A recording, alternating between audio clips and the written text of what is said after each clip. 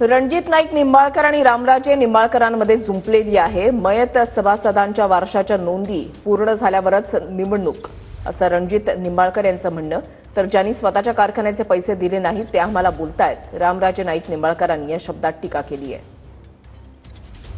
कायद्यानुसार जर मतदानाचा अधिकार वारसांना घ्यायचा असेल तर 2 वर्ष 23 पूर्वीच त्यांना त्या मतदानामध्ये समावेश करून घेण्याची जबाबदारी कारखान्याची होती। ती श्रीराम कारखान्याच्या संचालक मंडळाने, चेअरमननी आणि त्यांचे कर्ते कार्यकर्ते या तिन्ही बंधूंनी पाळली नाही।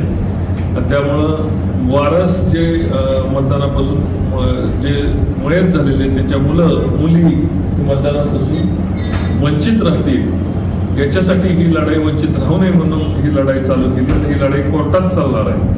या वर्षीचेच पैसे दिलेले नाहीत ते श्रीराम कारखान्यावर कसं काय बोलायला तुम्ही सगळे तिथं होता। आज श्रीराम कारखान्याचे किती आपण दिला सगळे दिले ना, 31 रुपये दिला पण सिद्धनचे सगळे संपले, फक्त 9 दिवस राहिले आणि ज्यांनी पहिला हप्ता दिला आणि त्याच्या पुढे दिला नाही ग्रीक पुराणात राजा म्हणले त्याने हात लावला की सोनं व्हायचं। ही माणसं अशी आहेत त्यांची सावली पडली तरी सुटत आहोत माणसं श्रीराम कारखान्यावर यायला लागला।